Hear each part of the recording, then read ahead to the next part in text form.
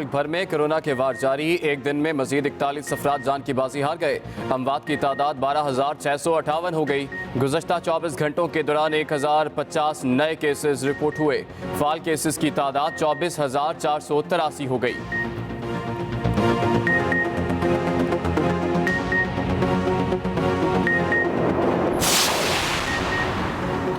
NA-75 Daska का ज़िमनी election. वज़ीर-ए-आज़म इमरान खान ने PTI उम्मीदवार को 20 पोलिंग स्टेशन पर री पोलिंग की दरख्वास्त देने की हिदायत कर दी। कहते हैं हमने हमेशा फ्री एंड फेयर इलेक्शन के लिए जिद्दोजहद की।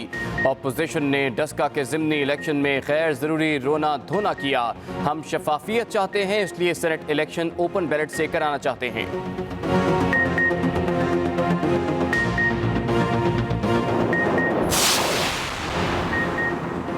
शरपसंद ग्रुप सारा दिन तंग करते रहे। वजीराबाद के प्रिजाइडिंग ऑफिसर लियाकत भुट्टा के बयान ने कई सवालात खड़े कर दिए। बताया पोलिंग के बाद नतीजा जमा कराने जा रहे थे जब अगवा किया गया। लियाकत भुट्टा बयान भी देते रहे, पीछे से मिलने वाले लुक्मे भी शामिल करते रहे। लियाकत भुट्टा को इलेक्शन के रोज नून लीग के कारकुनों ने मुबैना तौर पर वोटों के थैले के साथ पकड़ा था। नेशनल इंस्टीट्यूट ऑफ इलेक्ट्रॉनिक्स ने इलेक्ट्रॉनिक वोटिंग मशीन मुतारिफ करा दी। वजीर science and technology Fawad Chaudhry कहते हैं कि मशीन 2 हिस्सों पर मुश्तमिल है। एक हिस्सा वोटर, दूसरा प्रिजाइडिंग अफसर के ज़ेरे इस्तेमाल होगा। डस्का समेत दीगर ज़िमनी इंतखाबात में जो कुछ हुआ उसके खात्मे के लिए जदीद टेक्नोलॉजी पर जाना चाहिए।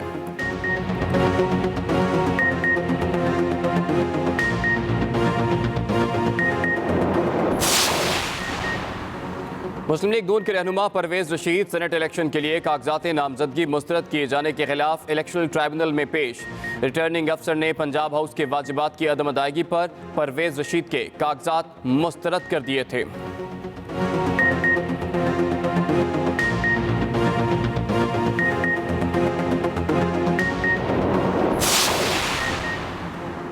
ऑपरेशन रद्दुल फसाद के 4 साल मुकम्मल। DGISPR major general Babar Iftikhar कहते हैं दहशतगर्दों ने पाकिस्तान में जिंदगी मफलूज करने की नाकाम कोशिश की। अवाम के ताउन से हर चैलेंज पर काबू पाएंगे। अवाम की हिमायत या अज़्म ना होता तो ये जंग नहीं लड़ी जा सकती थी। फौज में आला सतह की तकर्रियों से मुतालिक क़यास आराई ना की जाए। 23 मार्च को यौम पाकिस्तान परेड का इनेकाद भरपूर तरीके से किया जाएगा।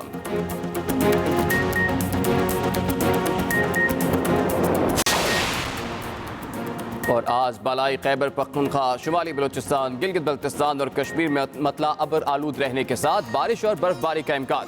मुल्क के दीगर इलाकों में मौसम सर्द और खुश्क, जबकि इस्लामाबाद में मतला जुज़वी अबर आलूद रहने के साथ साथ बूंदाबांदी का इम्कान। पंजाब के मैदानी इलाकों में धुंध छाए रहने की तवक्को। सिंध के बेशतर इलाकों में मौसम खुश्क रहेगा।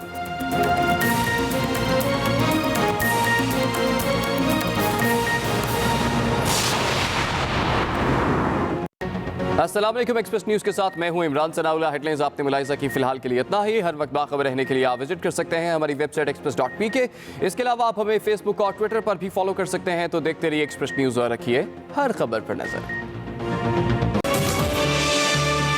Welcome back to Expresso. अच्छा, इससे पहले कि हम आगे बढ़े, अगला चूंकि हमारा सेगमेंट भी इससे रिलेटेड है, लाहौर से रिलेटेड है, तो मैंने कहा मैं जरा अरमला से इंटरव्यू कर लेता हूँ। ऑरेंज लाइन पे आपने किया सफर? नहीं, अभी ऐसे घेर भी किया है।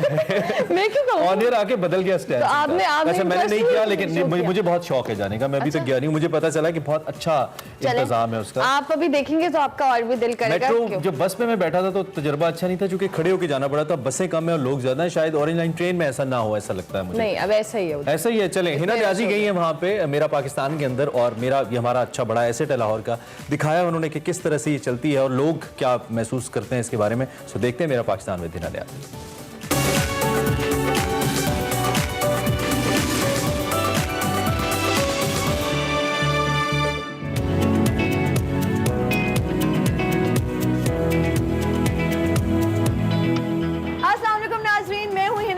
और आप लोग देख रहे हैं मेरा पाकिस्तान। नाज़रीन, आज मैं आपको लाहौर की सैर करवाऊंगी ऑरेंज लाइन मेट्रो ट्रेन में। ये एक ऐसा मंसूबा है जो बहुत सारी वजूहात की वजह से ताखीर का शिकार हुआ, लेकिन फाइनली 25 अक्टूबर 2020 में वजीर आला पंजाब उस्मान बुज़दार साहब ने इस प्रोजेक्ट का इफ्तिताह किया और ये पाक चीन दोस्ती का एक मुंह बोलता सबूत है। आज हम ऑरेंज लाइन मेट्रो ट्रेन में मौजूद हैं और आपको बताएंगे कि ये ट्रेन जो है कहां से कहां तक जाती है, कौन से स्टेशन से और कितने लोग एक टाइम इसमें सफर करते हैं।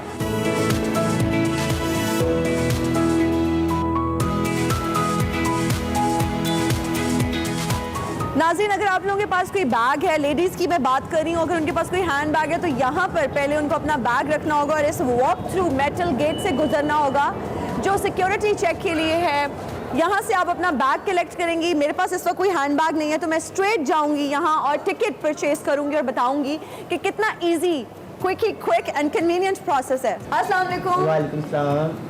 मुझे बताइएगा कि मैंने अभी इस्लामतपुरा से अनारकली स्टेशन तक ट्रैवल करना है तो मुझे एक टिकट चाहिए, क्या कॉस्ट है उसकी? 40 रुपीज़। चलें, आप मुझे एक टिकट दे दें। मैं अपने व्यूअर्स को दिखाना चाहूँगी कि ये बहुत ही क्यूट सा टोकन है। ये जो टोकन था ये मैंने स्कैन किया और अब मैं जाऊँगी, यहाँ पे स्टेयर्स भी हैं, लिफ्ट भी है। लिफ्ट से मैं जाऊँगी ऊपर और बताऊँगी कि ट्रेन में बैठ के कैसा फील होता है। हर स्टेशन पर ये स्टेशन अटेंडेंट्स भी मौजूद हैं जो लोगों को गाइड करते हैं for the better understanding of this station and next station, या उन्होंने कौन सी ट्रेन लेनी है, कहाँ जाना है। जिस तरह एयरपोर्ट पे आपको एक प्रोफेशनल स्टाफ नज़र आता है, इसी तरह ये स्टेशन अटेंडेंट है यहाँ पर और ये लोगों को गाइड करते हैं।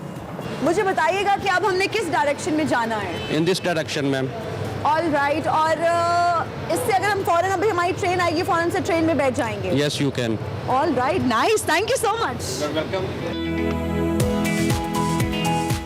And I have with me the station manager, Mr. Yang. Good morning, how are you?